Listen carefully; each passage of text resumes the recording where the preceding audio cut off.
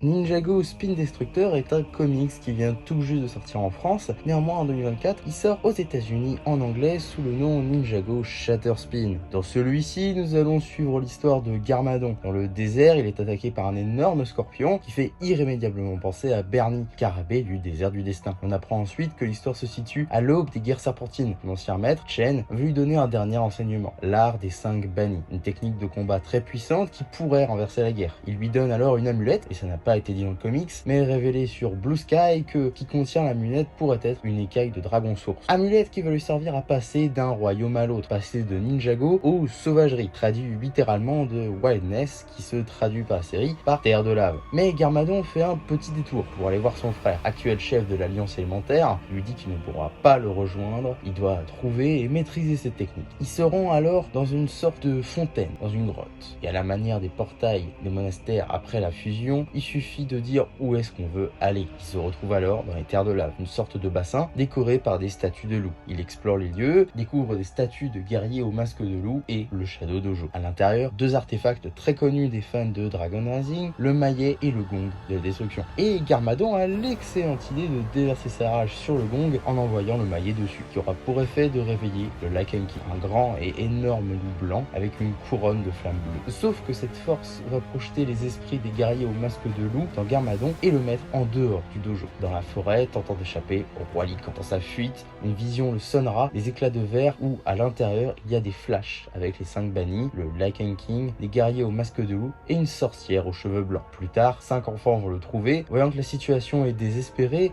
les esprits à l'intérieur de Garmadon vont l'envoûter et activer en lui le Spin Destructor. Version très différente de celle qu'on voit dans Dragon Rising, à la place du tornade rouge, il y a comme une aura bleue qui chasse le roi Lycan, permettant au groupe de s'échapper. Une fois sur un bateau, en direction de ce que les enfants appellent maison, ils se présentent tous. Zuri, le leader du groupe, Balloon, le génie, Iriel, la fille du groupe, très cliché quand j'y pense, accentué par le rose, Warby, la brute, et Asa, le silencieux. Or, les deux, Garmadon et Asa, n'en sont pas à leur première rencontre. Asa suivait Garmadon dans la forêt à son arrivée, étant pas très discret. Garmadon lui a coupé ses cheveux. Suite à cet effet cuisante, il est allé se plaindre aux autres et ils se mirent à le chercher. Or, au lieu de lui régler son compte, il le sauve. Très logique. Enfin, le groupe est arrivé sur un îlot sur lequel réside une petite maison. Intérieur, une vieille dame qui leur ouvre la porte pour les accueillir. Il s'agit d'une sorte de figure maternelle pour les enfants, Mama Mawa. Elle prend soin des enfants et s'intéresse beaucoup à Garmadon. Vraiment beaucoup. Notamment car elle porte le maillet de la destruction. Garmadon le lui donne et elle semble omnubilée par l'objet, mais lui rend. Elle raconte l'histoire du Lycan King. Cet énorme loup, pourtant en fut un temps, était un humain, Lord Argus, un fanatique du clan des loups et un voyageur. Une sorcière du nom de Zayden Kane,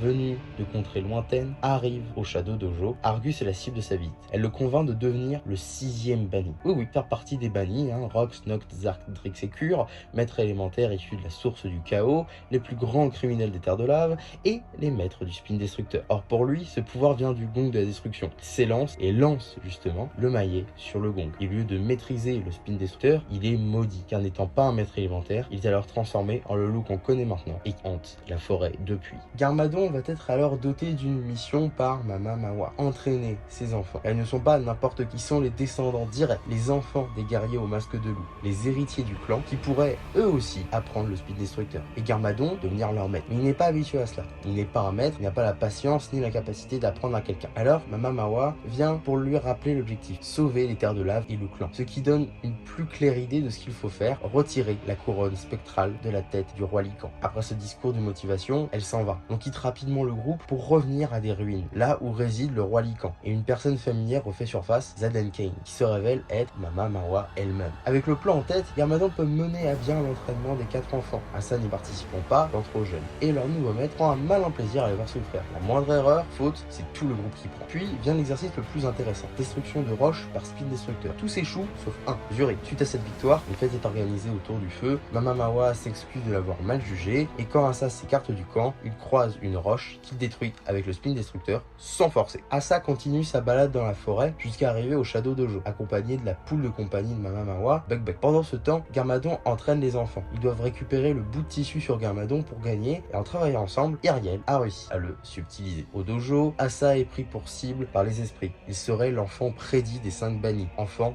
doté de pouvoirs élémentaires. On comprend alors que les esprits sont avec le roi Lycan. Ils ont un objectif commun. Et Assa ou Garmadon sont la clé. Ils le mettent donc en garde que dans leur groupe, il y a une taupe, ou plutôt un serpent. Nous en reparlerons en conclusion. Durant la phase de préparation du voyage, Buck arrive et raconte, même s'il ne parle pas, que Assa a été enlevé. Ce qui motive encore plus le groupe à aller combattre la bête. La taupe est évidemment Mama Mawa, de son vrai nom Zaden Kane, qui, encore une fois, rend visite au roi Lycan et ne fera rien pour sauver Assa. Le groupe arrive à la capitale du clan des loups, Lupindor. Aujourd'hui, plus que des ruines. C'est là-bas que le Lycan King a emmené Assa. Il le place sur le trône du clan des loups et il prend visiblement bien soin du garçon. Le groupe arrive à la salle des loups, l'ancien siège du clan. Ils tentent de transformer la mission en mission de sauvetage, mais ils vont devoir combattre. Il faut donc taper les 4 runes sur le corps du loup pour lui retirer la couronne. Et ils vont réussir, à moins que ça n'a pas marché. Et les enfants sont changés en statue par le souffle du roi. Garmadon, Assa et Mama Mawa sont seuls. Voyant ses frères et sœurs changer ainsi,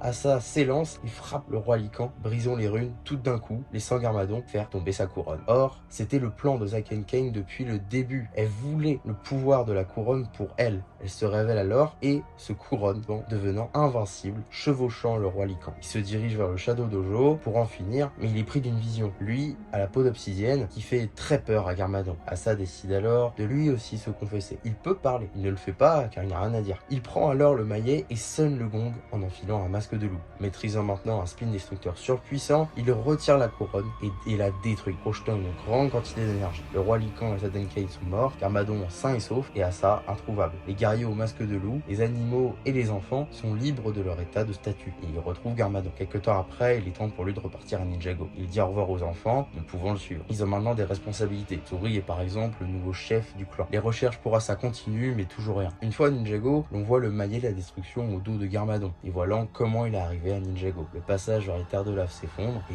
enfin, franchement, pour un deuxième comic, c'était incroyable. Suivre Garmadon avec un rôle de maître, avant même la saison 3, c'était très intéressant. La dynamique des enfants marche super bien. Le plot twist de Zaden Kane est lui aussi plutôt bien pensé. La vision de Garmadon dans une version de lui corrompue par le mal était très inattendue et le bienvenu. Et au cas où, si vous ne le saviez pas, la Shonen existe réellement, disponible dans plusieurs livres adaptés et étant composée d'aucun élément exclusif, vous pouvez peut-être la faire avec les éléments de votre collection. Par contre, il y a quelques petits problèmes de continuité, comme le fait que seuls les maîtres élémentaires peuvent taper le gong sans risquer d'être maudits, alors qu'à plusieurs reprises, des non-maîtres élémentaires tapent le gong dans Dragon Rising, comme des guerriers, moines du royaume des nuages et même Lord Raz. Je voulais aussi reparler d'une ligne de dialogue au chapitre 4. Il y a un serpent parmi vous, c'est assez logique au vu du passé de Garmadon et aussi de l'origine des serpents dans Ninjago qui viennent des terres de lave. Mais avant de clôturer cette vidéo, il faut préciser quelques petites choses. Il a été révélé que ce comics a été pensé en parallèle et pour être lu en parallèle d'un comics sorti très récemment, Strike of the Serpentine, susceptible de sortir dans quelques mois en France. Partant du principe que le comics Garmadon est sorti en février et Shatterspin en juin, ça fait 5 mois entre les deux, donc on pourrait espérer une sortie en France en octobre-novembre 2026. Théoriquement, bien sûr, rien d'officiel, vous vous en doutez. Et il faut aussi parler des problèmes de distribution du comics, notamment en raison des délais très limités qui ont été donnés au dessinateur Stevie Wong, qui avait aussi d'ailleurs dessiné le comic Garmadon, obligeant à sortir les 3 derniers tomes en une fois, plusieurs mois après les 2 premiers. Évidemment, j'ai écourté, il y a eu plein d'autres problèmes que je ne vais pas raconter ici. Il y a déjà eu plein de vidéos sur le sujet. Je vous invite à vous renseigner si vous voulez en savoir un peu plus. Et même si j'essaie d'être le plus proche de ce qui est raconté, rappelez-vous qu'une vidéo résumée ne remplacera jamais une lecture personnelle. Sur ce, j'espère que cette vidéo vous aura plu. Surtout, n'hésitez pas à liker, commenter et partager la vidéo. C'était MC, bye bye.